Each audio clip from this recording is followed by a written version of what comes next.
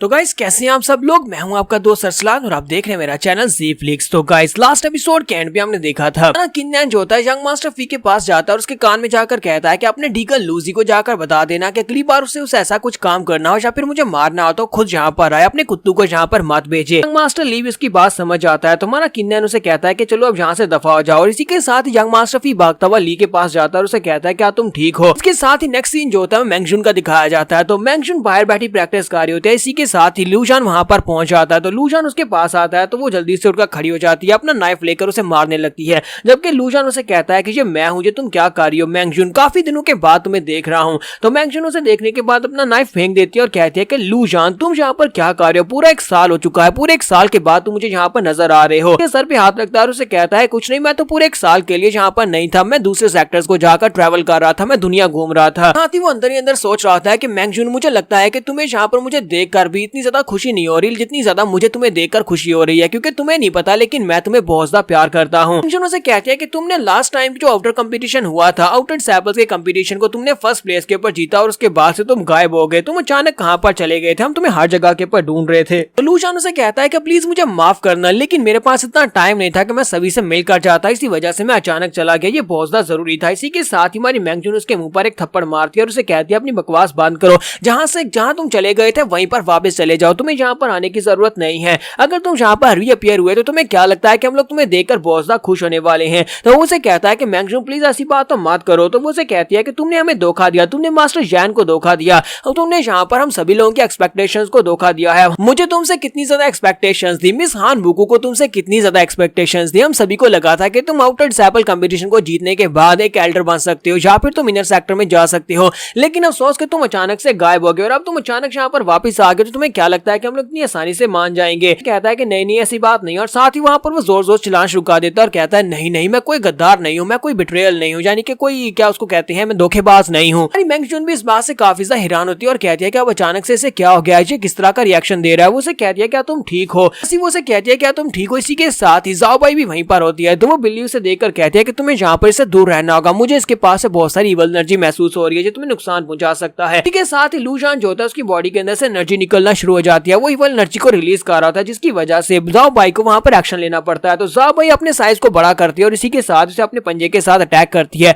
जब वो उसे पंजा मारती है तो लूजान वहीं पर नीचे गिरकर बेहोश हो जाता है। तो वो उसे कहती है मैंगजुन तुम्हें इस बंदे से दूर रहना होगा, ये बंदा बहुत ज्यादा खतरनाक है और इसके अंदर से बहुत सारी डेविलिश एनर्जी निकल रही है। मैंगजुन उसे कहती है ऐसा कैसे हो सकता है, इसकी बॉडी के अंदर से डेविलिश एनर्जी कैसे निकल सकती है। 1 साल पहले तक तो ये बिल्कुल नॉर्मल था, 1 साल पहले से एक बहुत ही जीनियस डिसाइपल हुआ करता था, लेकिन अब अचानक से इसकी बॉडी के अंदर से इवल एनर्जी निकल रही है। मुझे लगता है कि मुझे पहले इसकी सारी बात सुन लेनी चाहिए और उसके बाद इसके ऊपर रिएक्शन देना चाहिए। और उसके बाद जब उसे होश आती है तो उसे अपने साथ लेकर गैज़िबो में जाकर बैठ जाती है और उससे बात करती है और कहती है मुझे सारी बात बताओ। लूजान उसे सारी बात बताता है, हालांकि वो अपने पास से बातें बनाकर उसे बता रहा था। तो मैंगजुन उसे कहती है अच्छा तो तुम्हारे कहने का मतलब यह है कि तुम्हारी बॉडी के अंदर इवल एनर्जी आ गई थी जब तुम इस दुनिया को घूमने के लिए बाहर निकले थे और इसी वजह से अब तुम यहाँ पर मदद मांगने के लिए हमारे पास आए हो। तो वो उसे कहता हाँ मेरे पास और कोई भी ऑप्शन नहीं था, तुम मेरी सबसे बेस्ट फ्रेंड हो, मैं किसी को भी इस बारे में नहीं बता सकता कि मेरी बॉडी में इवल एनर्जी है, इसी वजह से मैं तुम्हारे पास आया हूँ। तो वो उसे कहती है लेकिन हम लोग जाकर मास्टर जैन से बात कर सकते हैं या फिर बुकू से बात कर सकते हैं, वो तुम्हारी मदद जरूर करेंगे। तो वो कहता है नहीं नहीं मैं नहीं चाहता कि तुम किसी और को इस बारे में बताओ, क्योंकि अगर उन्हें इस बारे में पता चल गया तो वो इनर गेट को इस बारे में बता देंगे और अगर एल्डर्स को इस बारे में पता चला तो मुझे प्योरीफाई कर देंगे।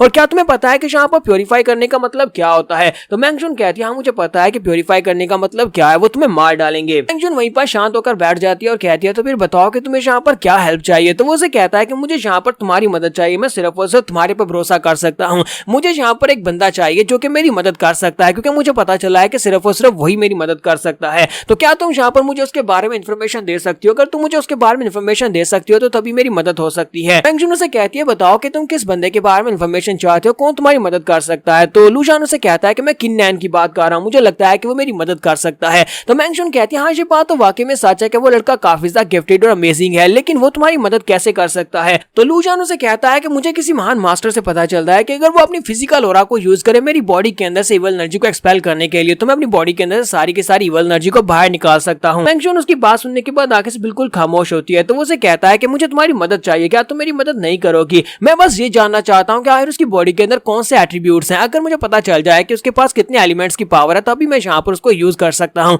क्योंकि अगर यहाँ पर गलत एलिमेंट के साथ मेरी बॉडी के अंदर एनर्जी को डाला गया तो फिर मैं मर भी सकता हूँ। तो मैंगजुन सोच रही होती है कि अब मैं क्या क्या बताऊं कि किन्नैन के पास 5 एलिमेंट्स की पावर है, लेकिन बुकू ने मुझसे वादा लिया था कि मैं किसी को इस बारे में नहीं बता सकती। तो लू शान उसके चेहरे के एक्सप्रेशंस देखने के बाद सोच रहा होता है कि इसे पक्का पता है कि उसके पास कौन कौन से एट्रीब्यूट्स है। मुझे लगता है कि मुझे इसके ऊपर थोड़ा सा और इमोशनल दबाव डालना चाहिए। तो वो उसे इमोशनल ब्लैकमेल करने की कोशिश करता है। वो उसे कहता है कि मैंगजून प्लीज मेरा भरोसा करो, 1 साल पहले तुम मेरे पर बहुत ज्यादा भरोसा करती थी, तुम मेरी बेस्ट फ्रेंड थी, लेकिन अब तुम मेरे पर भरोसा क्यों नहीं कर रही? 1 साल के बाद मैं जहाँ पर तुमसे मिल रहा हूँ। ये सुनने के बाद मैंगजून सोच रही होती है, मुझे लगता है कि मुझे इसे बता देना चाहिए क्योंकि ये वाकई में नंबर 1 हुआ करता था। इसने यहाँ पर आउटर डिसिपल्स के सारे डीकन्स को भी हरा दिया था और उसके बाद अब अगर इसे मदद की जरूरत है तो मुझे इसकी मदद करनी चाहिए। तो वो उसे कहती है ठीक है मैं तुम्हें बताऊंगी, लेकिन किसी को इस बारे में बताना मत। तो वो कहता हाँ क्यों नहीं, मैं नहीं बताऊंगा। तो मैंगजून उसे कहती है किन्नैन के पास 5 एलिमेंट्स की पावर है और 5 एलिमेंट्स की पावर को यूज कर सकता है। ये बात सुनने के बाद वो सीधा डीकन लू के पास आता है और उसे कहता है कि लूसी में यहाँ पर इन्फॉर्मेशन लेकर आया। और ये बात सुनने के बाद वो भी काफी हैरान होता है। मैंगजून उसे कहता है कि हाँ ये बात वाकई में सच है, मुझे ये बात पता चली है मैंगजून से और मैंगजून मुझसे कभी भी झूठ नहीं बोलेगी। उस लड़की के पास वाकई में 5 एलिमेंट्स की पावर है। उसी कहता है तो इसका मतलब यह है कि वो लड़का जो है वो काफी ज्यादा स्ट्रॉन्गर है और वो इन लोगों को बड़ी आसानी से हरा सकता है। सभी लो लेवल के उसके सामने कुछ भी नहीं कर सकते। यंग मास्टर ली उसे कहता है कि डीकन लू बिल्कुल ऐसी ही बात है, उस लड़के की स्ट्रेंथ इतनी तेजी के साथ बढ़ रही है सिर्फ और सिर्फ 5 एलिमेंट्स की वजह से ही हो सकता है, क्योंकि जब वो यहाँ पर आया था उस वक्त वो सिर्फ और सिर्फ अपनी बॉडी रिफाइनिंग के 7th लेवल पर था, लेकिन आज देखो वो यहाँ पर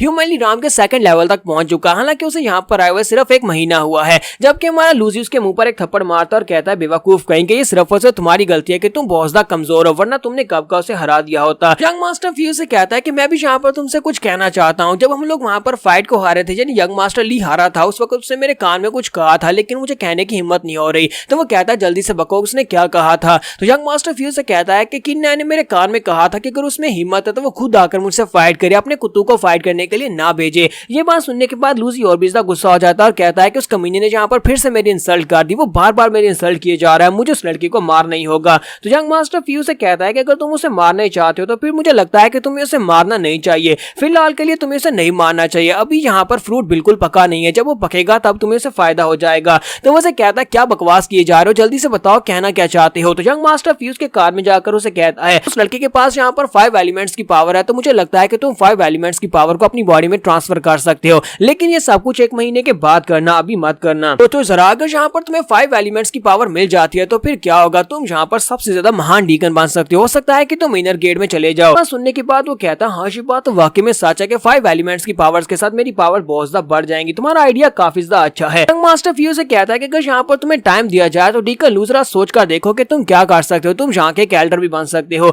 तो डीकन लू से कहता है कि नहीं मुझे यहाँ का कोई एल्डर नहीं बनना, ना ही मुझे आउटर डिसिपल बनना है, ना ही इनर डिसिपल्स का कोई एल्डर बनना है, मुझे तो पूरे के पूरे फायर सेक्टर का मास्टर बनना है। जहाँ पर हम लोग अपने एपिसोड 40 का एंड करेंगे और नेक्स्ट एपिसोड में देखेंगे कि ये लोग अपने प्लान को कैसे पूरा करने वाले हैं। तो एपिसोड की एक्सप्लेनेशन अच्छी लगी हो तो कमेंट करके जरूर बताइएगा। चैनल को सब्सक्राइब कर दे, वीडियो को लाइक और शेयर कर दे। शुक्रिया।